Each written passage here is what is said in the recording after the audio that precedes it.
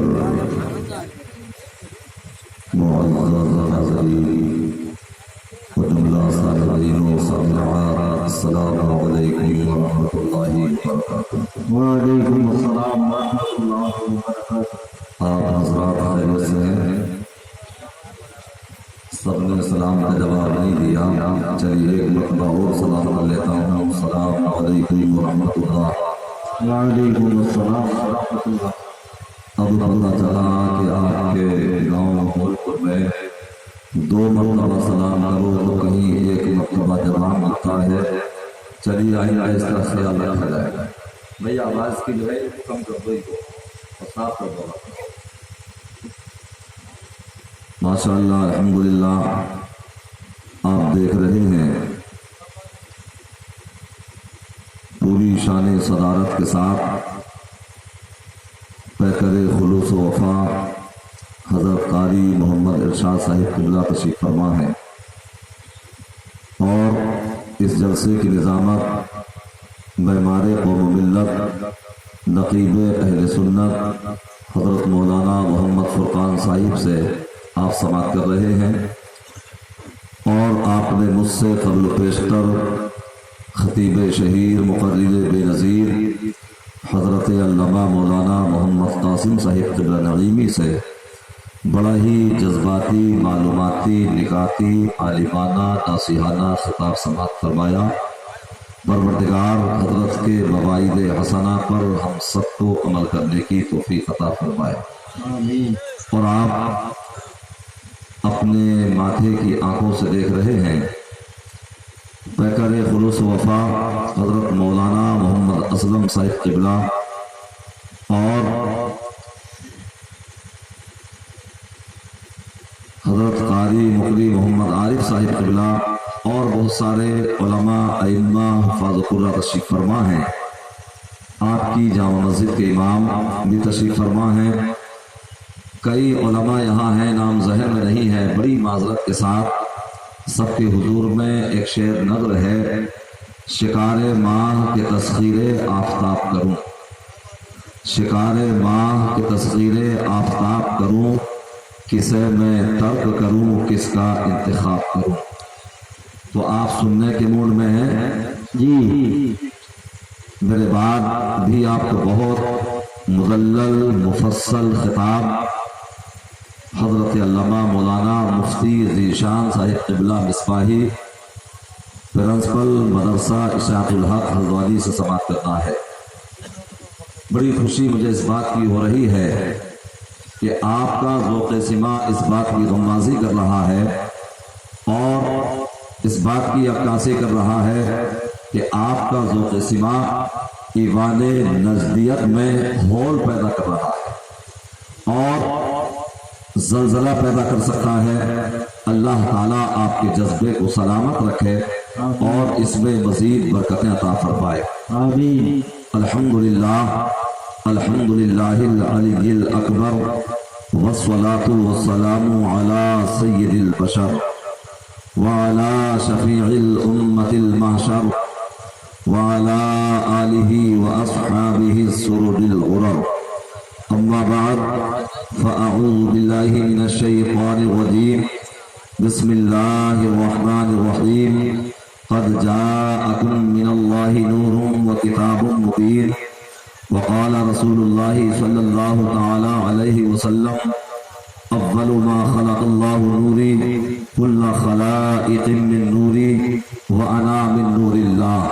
وقال رسول اللہ صلی اللہ تعالی علیہ وسلم فی مقام آخر، ان خیر الحدیث کتاب اللہ وخیر الہدی ہدی محمد صلی اللہ علیہ وسلم وشر الامور محدثاتها وكل بدعة ضلالة وكل ضلالة في النار۔ آمنت بالله صدق الله العلي العظيم وبلغنا رسوله النبي الأمين المبين المتين الكريم الرؤوف الرحيم۔ بکار خیش ہے غنم اغثنی یا رسول اللہ۔ آپ تمامی حضرات یک آواز میں آمین بولیں۔ بکار خیش ہے غنم اغثنی یا رسول اللہ، بولیے آمین۔ آمین۔ یہ کسی ادنا حضرت کے اشعار نہیں بلکہ اعلی حضرت کے اشعار ہیں۔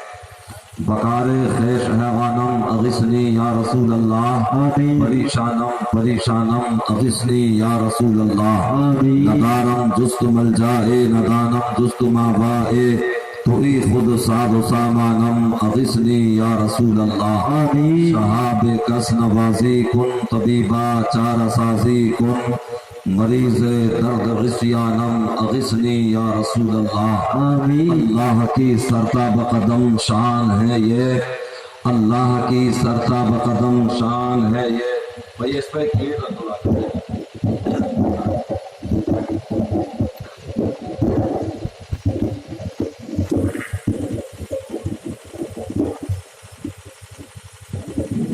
اللہ کی سرتاب قدم شان ہے یہ، انسان ہی انسان وہ انسان ہے یہ، اور قرآن تو ایمان بتاتا ہے انہیں، اور ایمان یہ کہتا ہے میری جان ہے یہ، ایمان یہ کہتا ہے میری جان ہے یہ۔ حضرات نہایت ہی لائق داد و تحسین ہیں وہ نوجوان اور وہ اراکین کمیٹی کہ جنہوں نے اپنی مسائی جمیلہ سے نہایت ہی تسک و احتشام کے ساتھ آمد رسول کے پربہار موقع پر اس مقدس کانفرنس کو سجایا۔ میں صمیم قلب کے ساتھ دعا گو ہوں کہ مالک مولا جملہ اراکین معابدین اور متوسلین کو پروردگار مزید ترقی عطا فرمائے، کاروبار میں گھر بار میں کھیتی باڑیوں میں بے پناہ برکت عطا فرمائے، اور رب کعبہ ہم سب کو عزت سلامتی وقار عطا فرمائے، اور اس جلسے کی شان و شوکت کو پروردگار مزید ترفع عطا فرمائے۔ آئیے انتہائی عقیدت و ادب و احترام کے ساتھ گنبد خضرا کے مکین مقدس حضور احمد مجتبی محمد مصطفیٰ ارواحنا فدا صلی اللہ تعالی علیہ وسلم کی بارگاہ رحمت میں جھوم جھوم کر درود پاک کا نذرانہ پیش کیجئے۔ بلند سے پڑھیے اللہم صلی علی سیدنا مولانا محمد وبارک وسلم علیک یا رسول اللہ صلی اللہ تعالی علیہ وسلم۔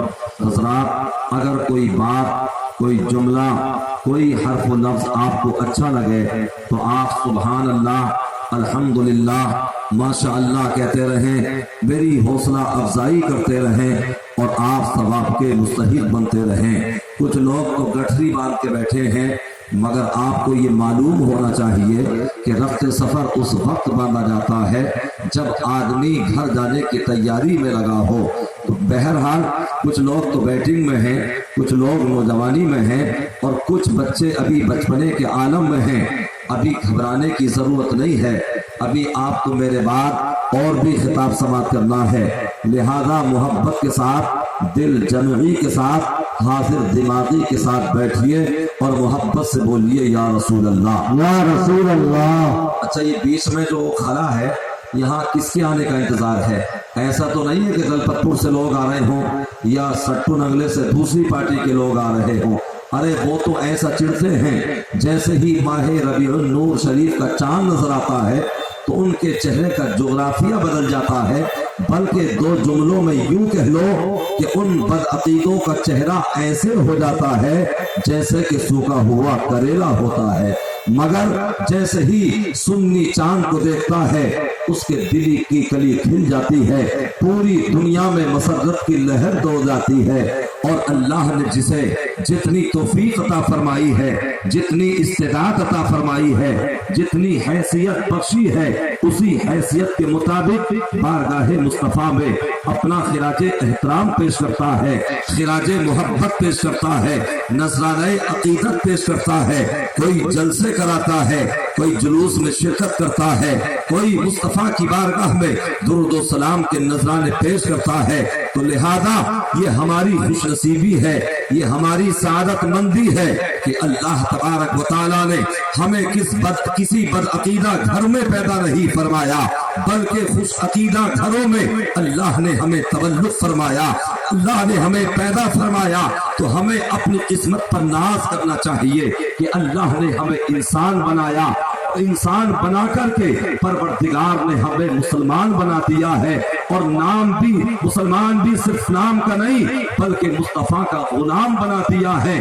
ورنہ اللہ کی شان یہ ہے، وہ چاہتا تو ہمیں جانور بھی بنا سکتا تھا، وہ ہمیں کیڑے بھی بنا سکتا تھا، وہ ہمیں مکوڑے بھی بنا سکتا تھا۔ اس لیے اس کی شان ہے یفعل اللہ ما یشاء، اللہ جو چاہتا ہے وہ کرتا ہے، اسے کوئی روکنے والا نہیں ہے، اسے کوئی ٹوکنے والا نہیں ہے۔ تو ہم اپنی قسمت پر جتنا ناز کریں، جتنا فخر کریں، یہ بہت کم ہے، اس لیے کہ اللہ نے ہمیں انسان بھی بنایا ہے، اور اسی کے ساتھ ساتھ میں پروردگار نے ہمیں مسلمان بھی بنایا ہے، اور مصطفیٰ کی غلامی بھی عطا فرما دی ہے، غوث و خواجہ کی اسیری بھی عطا فرما دی ہے۔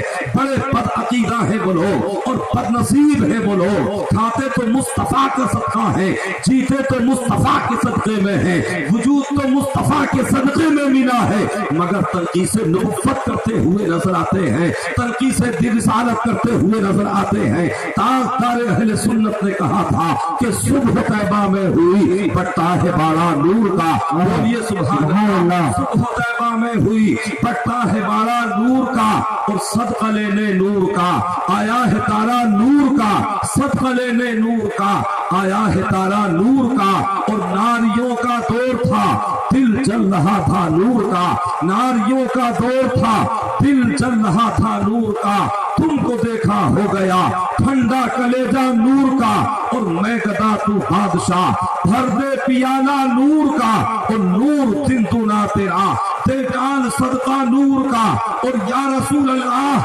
تیری نسل پاک میں ہے بچہ بچہ نور کا، اور تو ہے میں نور تیرا سب بھرا، سبحان اللہ سبحان اللہ، تو ہے نور تیرا سب گھرانہ نور کا۔ حضرات ابھی میرے پیش رو خطیب جو کہ ابتدا میں تقریر شاید انہوں نے کی تھی، وہ اپنی تقریر میں اس بات کی وضاحت کر رہے تھے کہ اگر کہیں پر ڈی جے کی محفل ہو، رقص و سرور کی محفل ہو، اگر لہو و لعب کی محفل ہو، اگر پرکٹی کبوتریوں کی محفل ہو، تو انسان بغیر بلائے چلا جاتا ہے، بغیر دعوت کے چلا جاتا ہے، مگر جب جلوس کی بات آ جائے، ذکر خدا کی بات آ جائے، ذکر رسول کی بات آ جائے، مصطفیٰ کے ذکر کی بات آ جائے، تو انسان اپنے دامن کو بچا کے گزر جاتا ہے اور اس میں شرکت نہیں کرتا ہے۔ حضرات ابھی اتراکھنڈ میں ممبری کے اور چیئرمینی کے جو ہے الیکشن ہوئے ہیں، لوگوں نے اتنے نعرے لگائے ہیں کہ اپنے گلے پھاڑ لیے ہیں، بعض نے تو اپنے کپڑے پھاڑ لیے ہیں، مگر جب ہم ایسی مقدس محفلوں میں آتے ہیں تو ہم دلچسپی نہیں لیتے ہیں، اگر آتے ہیں تو ہم ساکت بیٹھے رہتے ہیں، ہم خاموش بیٹھے رہتے ہیں، مگر یاد رکھیے میرے پیغمبر نے فرمایا تھا، اے میرے صحابہ سنو، دنیا میں دو طرح کی محفلیں ہوتی ہیں، ایک خدا کی محفل ہوتی ہے، ایک دنیاوی محفل ہوتی ہے۔ صحابہ نے عرض کی تھی یا رسول اللہ، آقا ارشاد فرمائیے اگر ہم دنیاوی محفلوں میں جائیں گے تب ہمیں کیا ملے گا، اگر ہم خدا کی محفلوں میں جائیں گے تب ہمیں کیا ملے گا؟ تو میرے پیغمبر نے فرمایا تھا، اے میرے صحابہ سنو، اگر تم دنیاوی محفلوں میں جاؤ گے تو دنیاوی محفلوں میں جانے کے بعد تمہیں دنیاوی کرسی مل سکتی ہے، تمہیں دنیاوی شان و شوکت مل سکتی ہے، تمہیں دنیاوی عزت و فضاحت مل سکتی ہے، تمہیں دنیاوی مقام و منصب مل سکتا ہے، تمہیں دنیاوی وقار مل سکتا ہے، تمہیں دنیاوی بلند معیار مل سکتا ہے۔ میرے پیغمبر نے فرمایا تھا، اے میرے صحابہ سنو، اگر تم دنیاوی محفلوں میں جاؤ گے تو تمہیں دنیاوی انعام ملے گا، لیکن اگر تم خدا کی محفلوں میں جاؤ گے تو کل میدان محشر میں تمہیں میری شفاعت ملے گی اور میری شفاعت سے تم جنت میں جاؤ گے۔ نعرہ تکبیر، نعرہ رسالت، جشن آمد رسول حضرت علامہ مولانا قاری ذاکر حسین صاحب قبلہ، نعرہ تکبیر، نعرہ رسالت۔ میری آواز بڑھ رہی ہے، آواز نہیں آ رہا، کوئی آواز صاف کر دیجیے، بڑھا دیجیے، محبت سے بولیے سبحان اللہ۔ تو حضرات یہ بڑی مبارک و مسعود و محمود محفلیں ہوتی ہیں، سبحان اللہ۔ انسان آ جاتا ہے تو اس دنیا میں بھی کامیاب ہو جاتا ہے، اس اور قبر میں بھی کامیاب ہو جائے گا، اور میدان محشر میں ظفر یاب ہو جائے گا۔ آج سے 1400 سال پہلے میرے پیغمبر نے فرمایا تھا ما من قوم اجتمعوا فيذكرون الله فلا يريدون ذلك الا وجهه الا نادى مناد من السماء ان قوموا مغفور لكم وقد سيئاتكم حسنات، کہ جب لوگ جمع ہوتے ہیں اور جمع ہو کر کے اللہ کا ذکر کرتے ہیں تو آسمان دنیا سے آواز آتی ہے اے اللہ کا ذکر کرنے والے تم یہاں سے اپنے اپنے گھروں کو پلٹو، تو اس حالت میں پلٹو کہ تمہارے پروردگار نے تمہارے گناہوں کو معاف فرما دیا ہے، بلکہ آواز آتی ہے قد قبل سیئاتکم حسنات، کہ صرف تمہارے گناہ ہی معاف نہیں کیے گئے بلکہ اس ذکر پاک کی برکت سے تمہارے پہلے کے جتنے گناہ ہیں تمہارے پروردگار نے تمہارے تمام گناہوں کو نیکیوں میں تبدیل کر دیا۔ بے شک، سبحان اللہ سبحان اللہ سبحان اللہ۔ حضرات، تو یہ بڑی مبارک محفلیں ہوتی ہیں کہ اگر انسان آ جائے تو گناہ معاف بھی کیے جاتے ہیں اور بدیاں جو ہیں وہ نیکی میں تبدیل بھی کی جاتی ہیں۔ آپ لوگ بھی سوچ رہے ہوں گے کہ یار مولانا لوگوں کے لیے چائے کا تو انتظام ہو گیا ہے، ہمارے لیے چائے کب آئے گی؟ تو آپ تردد میں نہ پڑیں، آپ متفکر نہ ہو، انشاءاللہ العزیز آپ کا بھی پورا خیال رکھا جائے گا۔ حضرات گرامی، تو یہ بڑی مبارک محفلیں ہیں۔ میں نے جس آیت کریمہ کو اپنا موضوع سخن بنایا ہے اسی کے تحت میں اپنی گفتگو کو آگے بڑھانے کی کوشش کروں گا۔ آج دنیا میں آپ کو ایسے لوگ بھی ملیں گے، سٹو ننگلے میں بھی ملیں گے، نرکھیڑے میں بھی ملیں گے، ٹانڈے میں بھی ملیں گے، پاگلی بھی میں ملیں گے، جو مصطفیٰ کا تقابل کرتے ہیں، مصطفیٰ کی شان میں توحید کرتے ہیں، مصطفیٰ کو اپنے جیسا بشر کہتے ہیں، مگر ان نادانوں سے پوچھو ارے یہ عقیدہ تو ہمارا بھی ہے، جو رسول کو پسند نہ مانے وہ بھی کافر ہے، اور جو اپنے جیسا بشر مانے وہ بھی کافر ہے۔ ہم بشر ہیں اور مصطفیٰ نور بشر ہے، ہم بشر ہیں اور مصطفیٰ خلیل بشر ہے۔ سبحان اللہ سبحان اللہ۔ اللہ تبارک و تعالیٰ نے اپنے نائب مطلق مصطفیٰ جان رحمت، شمع بزم ہدایت، نوشہ بزم جنت، آفتاب نبوت، مہتاب رسالت، صبح کائنات کے شمس الضحیٰ، شام کائنات کے بدر الدجا، حضور احمد مجتبیٰ محمد مصطفیٰ کو اس خاندان کھیتی میں بھیجا۔ وہ آنے والا خاکی نہیں تھا، وہ آنے والا آتشی نہیں تھا، وہ آنے والا ہوائی نہیں تھا، وہ آنے والا خاکی نہیں تھا، بلکہ وہ آنے والا سراپا نور ہی نور تھا۔ اللہ تبارک و تعالیٰ نے زمین سے پہلے، آسمان سے پہلے، چاند کی چاندنی سے پہلے، سورج کی روشنی سے پہلے، ستاروں کی انجمن سے پہلے، کہکشاں کے جمال سے پہلے، آبشار کے نغموں سے پہلے، جنت کی بہاروں سے پہلے، حوران جنت سے پہلے، غلمان خلد سے پہلے، عرش و کرسی سے پہلے، لوح و قلم سے پہلے، شجر و حجر سے پہلے، لال و گوہر سے پہلے، ہر خوشبو پاس سے پہلے اللہ تبارک و تعالیٰ نے اپنے حبیب کے نور کو پیدا فرمایا۔ حضرات، اس مقدس محفل میں ایک بات اپنے ذہن میں بسا لینے کے قابل ہے کہ اللہ نے اپنے حبیب کے نور کو پیدا کیوں فرمایا۔ آپ جانتے ہیں، آپ ذی شعور ہیں، آپ اہل خرد ہیں، آپ جانتے ہیں کہ جب کوئی جمیل ہوتا ہے، جب کوئی حسین ہوتا ہے تو اس کے حسن کا تقاضا ہوتا ہے کہ اسے کوئی دیکھے، اور حضرات گرامی اسی طریقے سے یعنی اس کے حسن کا تقاضا ہوتا ہے کہ اسے کوئی دیکھے۔ اللہ تبارک و تعالیٰ نے اس لیے عورتوں کے لیے قانون نافذ کر دیا اور حکم فرمایا وقرن فی بیوتکن، اور اپنے گھروں میں ٹھہری رہو، ولا تبرجن، اور بے پردہ نہ رہو، تبرج الجاہلیت الاولی، جیسے اگلی جاہلیت کی بے پردگی۔ اور دوسرے مقام پر اللہ نے فرمایا قل للمؤمنات یغضضن من ابصارهن ويحفظن فروجهن، اور مسلمان اپنی نگاہیں کچھ نیچی رکھیں اور اپنی پارسائی کی حفاظت کریں، فلا یبدین زینتهن، اور اپنے پناہوں کو نہ دکھائیں۔ دکھائے. یعنی اگر کوئی مسلمان یا کوئی بھی عورت بناؤ سنگار کر کے اگر مارکیٹ میں جائے گی, اگر بازار میں جائے گی, غیر محرم کے پاس میں جائے گی, غیر محرم کے سامنے جائے گی, عصمت دری ہو سکتی ہے, عزت لٹ سکتی ہے, دار ہو سکتا ہے, وقار مجروح ہو سکتا ہے, تخصص مٹ سکتا ہے. میرے پیغمبر نے پیغام دے دیا اور یہ قید و بند لگا دی ہے کہ کوئی عورت بھی بناؤ سنگار کر کے کسی غیر محرم کے سامنے نہ جائے تاکہ ان کی عزت سلامت رہے, ان کا وقار سلامت رہے, ان کی آبرو محافظ. نعرے تکبیر, نعرے رسالت, جشن آمد رسول حضرت علامہ مولانا قاری ذاکر حسین صاحب قبلہ. نعرے تکبیر. اسیر اعلیٰ حضرت کہتا ہے کہ اللہ سے بڑھ کر جمیل کون ہو سکتا ہے, اللہ سے بڑھ کر جمال والا کون ہو سکتا ہے. اللہ جمیل ویحب الجمال, اللہ جمیل ہے اور جمال کو پسند فرماتا ہے. رب کے حسن کا تقاضا ہوا, اس کے جمال کا تقاضا ہوا کہ اسے کوئی دیکھنے والا ہو, تو اللہ تبارک و تعالیٰ نے اپنے حبیب کے نور کو پیدا فرمایا تاکہ نور مصطفیٰ دیکھے اور جمال خدا دیکھا جائے. اب اللہ تبارک و تعالیٰ نے اپنے حبیب کے نور کو پیدا تو فرما دیا, لیکن ہمارا سوال یہ پیدا ہوتا ہے یہ نور محمدی رکھا کہاں. زمین نہیں تھی کہ زمین پر رکھا جاتا, آسمان نہیں تھا کہ آسمان پر رکھا جاتا, جنت کی بہاریں تیار نہیں ہوئی تھی کہ وہاں رکھا جاتا, تو پروردگار عالم نے اپنے حبیب کے نور کو پیدا تو فرمایا لیکن اس نور مصطفیٰ کو رکھا کہاں. تو جملوں میں سن لو, نور مصطفیٰ کو پروردگار نے اپنے پاس میں رکھا, یعنی اپنے قرب خاص. بے شک سبحان اللہ.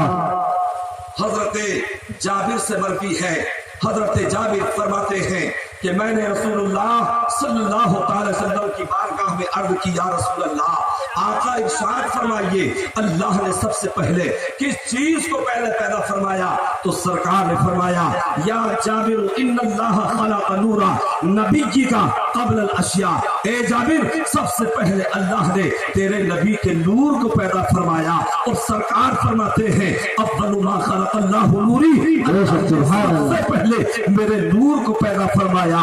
کل خلائق من نوری, اور میرے نور سے پوری کائنات کو بنایا اور میرے نور کو اپنے نور سے بنایا. اب سوال یہ پیدا ہوتا ہے کہ اللہ نے نبی کے نور سے پوری کائنات کو بنایا تو زمین کو کس چیز سے بنایا, آسمان کو کس چیز سے بنایا, چاند کی چاندی کو کس چیز سے بنایا, حضرت جبریل کو کس چیز سے بنایا, حضرت میکائیل کو کس چیز سے بنایا, حضرت آدم کو کس چیز سے بنایا, کو کس چیز سے بنایا, حضرت ابراہیم و اسماعیل کو کس چیز سے بنایا, حضرت موسیٰ و عیسیٰ کو کس چیز سے بنایا. اور میرے پیغمبر فرماتے ہیں کہ پوری کائنات کو میرے نور سے بنایا. اب یہ بات ذہن میں پیدا ہوتی ہے, میرا پروردگار کو قادر مطلق ہے, اس بات پر قادر تھا کہ اگر وہ چاہتا جیسے